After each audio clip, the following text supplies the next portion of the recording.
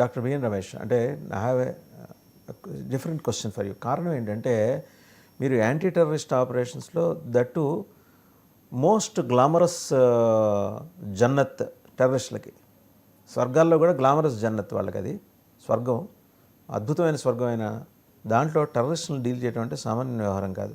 మీరు నాన్లో సో ఎంత కాదనుకున్నా వాళ్ళ వేగుల్ని అన్ని శాఖల్లోనూ వాళ్ళు పెట్టుకొని ఉంటారు. మీ మూమెంట్స్ని ఎప్పటికప్పుడు మానిటర్ చేస్తున్నా ఎత్తుకు పై ఎత్తు దాడికి ఎదురు దాడి చేయాల్సిన ఒక అనివార్యత మిమ్మల్ని ఆ ఉద్యోగంలో గట్టిగా అనివార్యత వచ్చి చేరింది మీకు. ఈ క్రమంలో వెరీ టఫ్ గైస్, వాడికి అసలు మానవత్వం ఉండదు, కరుడుగట్టిన మృగం అనేవాళ్ళు కూడా మీరు మీ ప్రాణాలతో చేతికి చిక్కుంటారు. వాళ్ళతో మీరు అంటే జనరల్గా డైలాగ్ మొదలెట్టాలి కదా, వాడు ఎంత కరుడుగట్టిన ఉగ్రవాది నేరస్తున్నా రానా కూర్చో కాఫీ తాగుతావు టీ తాగుతావు మొదలెట్టిన తర్వాత వాడు ఇష్టం ఉంటే చదువుతాడు, తర్వాత 4 పీకితే రోజు కొన్ని అలా వస్తుంటాయి విషయాలు.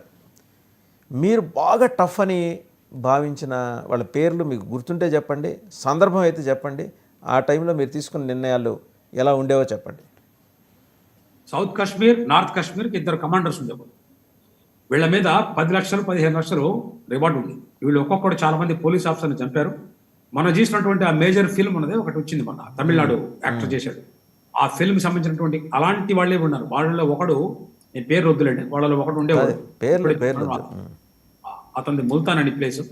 అక్కడి నుంచి వచ్చాడు ఇక్కడికి వచ్చిన తర్వాత చాలా చాలా చాలా కష్టపడ్డాడు, ఓపెన్ గా ఛాలెంజ్ చేశాడు. ఇప్పుడున్న కొంతకాలం దాకా పవర్ మినిస్టర్గా ఉన్నారు ఆర్కే సింగ్ గారు. వారు మా టైంలో హోమ్ సెక్రటరీగా ఉండేవారు ఆర్కే సింగ్. ఆ తర్వాత ఐఏఎస్ నుంచి వారు హోమ్ సెక్రటరీగా రిజైన్ చేసి, అంటే వారి రిటైర్మెంట్ తర్వాత వారు ఎంపీ అయ్యారు, తర్వాత మినిస్టర్ కూడా అయ్యారు. వారికి నేను మీటింగ్లో కాశ్మీర్లో ప్రామిస్ చేశాను, సార్ 2 నెలలు మాకు టైం ఇవ్వండి, ఈ సౌత్ కాశ్మీర్ అండ్ ఆ నార్త్ కాశ్మీర్ వాళ్ళు ఎలిమినేట్ చేస్తా ఉన్నారు. మా డీజీ గారు కూడా అప్పట్లో కొంచెం నన్ను ఇలా చూశారు, నా వైపు నీ ఎలా చెప్తున్నావా ఆశ్చర్యంగా చూసుంటారు. చూసింటారు కొంచెం కొంచెం హెడ్ మాస్టర్ కనుక ఒక స్టూడెంట్ చూసినట్టు చూశాను. న్యాచురల్, వారికి చాలా గొప్ప వ్యక్తి వారికి ఎప్పుడు చేతులకు దండం పెడతాను. వారు వెళ్ళిపోయిన తర్వాత నేను డీజీ గారికి చెప్పాను, అయ్యా అన్ని అయిపోయినాయండి, లాస్ట్ మూమెంట్ కనెక్టివిటీ ఇది, దానికోసం వెయిట్ చేస్తున్నాం, కరెక్ట్ ఆపర్చునిటీ టైం కోసం వెయిట్ చేస్తున్నాం సార్. మనం చేయాల్సింది ఏంటంటే ఆపరేషన్స్లో మీరు ఎందుకు చెప్పానంటే not forget the touch of would when you count the trees అని ఇంగ్లీష్లో ఒక సేయింగ్ ఉంది. The most clear thinking cool minded person only can lead operations. మన అజిత్ దోవల్ గారు ఇంకొక ఎగ్జాంపుల్. ఎమోషన్స్గా అయ్యేది ఫీల్డ్ లోపల, ఫీల్డ్ నుంచి బయటకు వచ్చినప్పుడు ఎమోషన్స్ కాదు, మోషన్స్గా ఉండాలి. అంటే చాలా థింకింగ్ చేసి వాడు ఎలా చేస్తున్నాడు అని 66 స్టెప్స్ 60-70 స్టెప్స్ ముందు ఆలోచించాలి. అతనితో మాట్లాడేదే ఉండదండి, ఎలిమినేషనే, ఏముండదు, మాట్లాడడానికి ఉండవు. ఇప్పుడు వాళ్ళకి తెలుసు, మాకు తెలుసు, ముత్తబేడ్ అంటేనే ఎలిమినేషన్. నేను ఈ భుజాలు ఉన్నాయే సార్, ఇవి దాదాపు 50-60 మంది షహీదుల్ని మోసిన భుజాలు సార్, పవిత్రమైన భుజాలు. చాలా మందిని కోల్పోయాం మనం. అయినా సరే కాశ్మీర్ని సాల్వ్ చేసినటువంటి ప్రాబ్లం ఉంది కాబట్టి చెప్తున్నాను. నేను చాలా నీట్గా ముప్పేట దాడి అంటాం దాన్ని, అలాంటి వ్యూహరచనలు చేసి ఒకటే ట్రీట్మెంట్ అందరికి ఇవ్వం. ఎవడైతే షెల్టర్ ఇస్తున్నాడో వాడికి వేరే ట్రీట్మెంట్, ఎవడైతే ఇంటెలిజెన్స్ గ్యాదర్ చేశాడో వాడికి వేరే ట్రీట్మెంట్, కౌంటర్ ఇన్సెల్జెన్స్ ఇవ్వస్తాం, వాడికి కావాలని చేసి మిస్లీడ్ చేస్తాం, అలాంటి వాళ్ళకి వేరే ట్రీట్మెంట్. మా దగ్గర సరెండర్ అయిపోయి రిహాబిలిటేట్ అయ్యి వాడి కోలాబరేట్స్ ఉన్నారే వాళ్ళకి వేరే రకంగా, వాళ్ళకి మన హెచ్ఏ దొరగారు సిస్టమ్ ఉండేది ఆంధ్రప్రదేశ్లో, వారి ట్రీట్మెంట్. సో హెచ్ఏ దొరగారి నుంచి, విజయ్ కుమార్ గారి దగ్గర నుంచి, గొప్ప గొప్ప జనరల్స్ చాలా మంది ఉన్నారు, కేపీఎస్ గిల్ గారి గురించి, ఈ ముగ్గురు దగ్గర నుంచి నేను చాలా నేర్చుకొని దాన్ని ఇంప్లిమెంట్ చేయండి. ఆ ముగ్గురు ఐపీఎస్ ఆఫీసర్లు ప్రాతస్మరణీయులు. వారిలో కేపీఎస్ గిల్ గారు లేరు, మిగతా 2 ఉన్నారు. సభాముఖంగా వారిద్దరికి కూడా నా ప్రణామాలు తెలియజేస్తాను.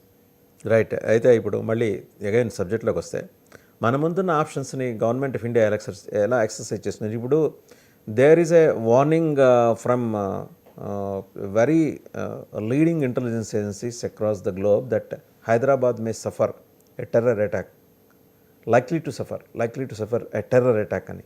ఇది కొంచెం హైదరాబాదీలని ఆందోళన కలిగిస్తుంది. ఎందుకంటే ఒక పక్క తెలంగాణ డీజీపీ గారు జితేంద్ర గారు నిన్ననే ఒక ప్రకటన చేశారు, ఈ పాకిస్తాన్లో వీసా కాల పరిమితి ముగిసిన వాళ్ళు హైదరాబాద్లో ఎవరైనా ఉంటే పాకిస్తాన్ జాతీయులు తక్షణం విడిచి వెళ్ళిపోండి, ఒక మెడికల్ ఎమర్జెన్సీ మీద వచ్చి ఏమైనా ఆపరేషన్లు అవి చేయించుకున్న వాళ్ళకి కొంత 2-3 రోజులు ఎగ్జామ్షన్, మరి స్టిక్ టు ద రూల్ అన్నట్టు ఉండవని. ఇది చాలా కొంచెం ఆందోళన కలిగించే విషయం. ఎందుకంటే in the Wake of that alert only the DGP has reportedly given this direction అనే మాట బయట వచ్చింది. ఎక్కడి నుంచి చేస్తారండి? ఇప్పుడు ఇంత జరిగిన తర్వాత మనం అప్రమత్తమై ఉంటాం. మామూలుగానే అప్రమత్తంగా ఉన్నాం, అందులో ఇదేం లేదు. ఎందుకంటే అప్రమత్తంగా లేకపోతే 2014 నుంచి ఇంతవరకు ఒక ఇన్సిడెంట్ హైదరాబాద్ లాంటి సెన్సిటివ్ ఏరియాలో జరగలా.